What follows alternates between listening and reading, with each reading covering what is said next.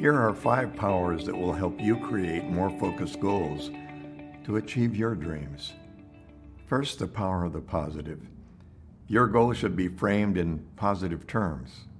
Winners dwell on the rewards of success, while losers dwell on the penalties of failure. In other words, instead of focusing on not being late, not being fat, not being in debt, or not working in my regular job, you want to concentrate on images of achievement, such as, I'm an on-time person, I'm lean and I'm in great shape, I'm creating wealth and success in my business. Remember that your mind can't concentrate on the reverse of an idea, so keep your goals framed in the positive. Next, the power of the present. Your character goals, such as being a good leader, parent, or being healthy, on time, enthusiastic, for example, should be framed as images of achievement in the present tense. Your long-term memory stores information in real time that is critically important to you. And the reason that your memory stores information in the present tense is obvious. Can you imagine what would happen if your mind had to remind your heart to beat tomorrow? Or what if it put the command for breathing, eating, or calorie burning on next month's agenda? So any goal that involves your health, behavior, or self-leadership should be framed as if you are already that person. Some examples might include, I spend quality time with my loved ones. I'm always on time for meetings. I'm feeling more healthy every day. I have healthy habits that add years to my life and life to my years. I'm relaxed and in control. I encourage input and ideas from the employees I lead. Next is the power of the personal, and I can't stress this enough. Your images of achievement must be yours. They cannot be your boss's goals, your spouse's goals, your friend's goals. No goal set for you by others will ever be sought with the same passion, effort, commitment, or motivation as the ones that you set for yourself. Keep your mind focused on your own goals, but achieve them by helping others succeed. So ask yourself these questions. What does winning really mean to me? What does being successful mean to me? What do I really want to achieve in my life in the long run? What are my talents and capabilities? What am I willing to sacrifice, trade off, or invest in to become more successful? And how will other people benefit from my success? How will my life be improved by my success? How will my life be complicated by my success? And who can I count on to nurture and support me in my pursuits? Remember, personal goals, the ones that you want, are those you'll be most likely to achieve. And when you do set personal, meaningful goals, keep them to yourself or share them only with other winners who will take the time to give you positive feedback and input. Remember, misery is always looking for a place to become company. So never share a dream with someone who's likely to rain on your parade. Next is the power of precision. Make your images of achievement specific and precise. Remember, when you talk about goals in generalities, you'll very rarely succeed. But when you talk about your goals with specificity, you'll very rarely fail. A good way for you to determine if your images of achievement are focused enough is to simply ask yourself, can this goal be timed, checked, or measured? If you can't time, check, or measure your performance, your goals may not be specific enough. Your brain is more marvelous than any computer that will ever be invented. So think of your brain and central nervous system as the hardware, and think of your mind as the software program. The mind doesn't compute ideas like doing your best, doing better, getting rich, being happy, or having enough. It deals only with specificity, not vague ideas. What are your income needs for next year? What is your desired weight?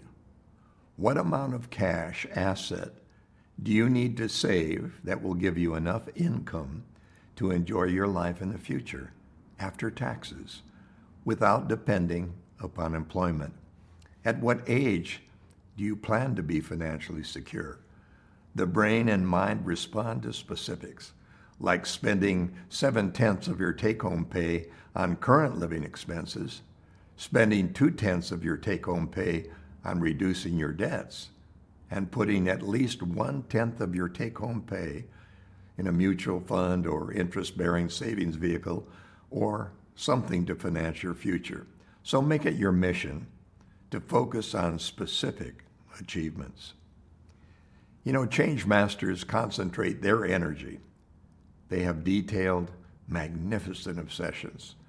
They have laser focus and will tolerate little distraction away from their goals. And finally is the power of the possible. You know, a formula that works pretty well is that your goals should be just out of reach, but not out of sight. And another way to state that is that your goals should be realistic, but not achievable by ordinary means. In other words, your goals should be broken down into small, incremental action steps. Remember, the best way to eat an elephant is one bite at a time. So set challenging, realistic goals with small, doable action steps. It's always useful to clarify long-range goals, like ones that have been stimulating future benefits that are worth the wait and the work. Long-range goals, however, don't offer you the step-by-step reinforcement and the feedback that you need for continued motivation. So if possible, break your long-range goals into many short-range ones where you can know the kind of thrill of victory of a smaller scale.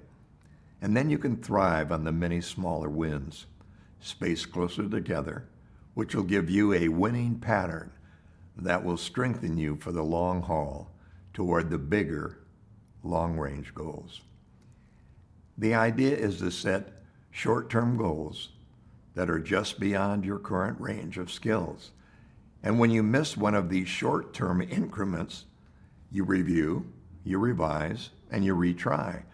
And when you hit your incremental goal, you reinforce yourself with a positive reward or a ceremony. Face the challenge, meet it, or learn from your mistakes, and then move up to the next higher goal. The point is that we all need to win and win again to develop the winning reflex. Setting step-by-step goals that can be reached, revised, retried, and reinforced really works. It seems to be an irrevocable part of nature that we work harder toward our goals as our deadlines approach. A material goal is not a goal until it has a deadline. And that's why we have quotas, due dates, quarterly reports, and dates for exams and term papers in school. We humans work best when we have a target date for arrival, and the best goals are in writing that we can review on a daily basis. Now, attorneys know the wisdom of the written contract. It demands clarity, specificity, conditions, a time frame, and commitment of money. When all the terms are understood and mutually agreed upon, it usually results in better performance. So before you leave your place of business in the evening, write down at least 5 personal goals that you want to reach the following day. And before you go to sleep that night, prioritize these 5 personal goals and then focus how you'll start reaching them the next morning. And finally, do your goals pass what I call the win-win test? To be true winners and change masters for life, we have to consider the impact of reaching our goals on other people. In other words, once a goal is defined as to its integrity and merit for our own success, we also should ask ourselves the key question before we embark on an action course. What effect will the realization of my goal have on the others involved? And the answer should be beneficial. One of the most critical aspects of goal setting is that we seldom succeed in isolation without the support of others. So when our own goals match the aspirations of those with whom we come in contact frequently, and they in turn identify with us, a chain reaction is formed, and the whole is greater than the sum of its parts. Synergy is achieved when a team is striving for the same outcome. Think of your own dreams and goals as previews of coming attractions in your life.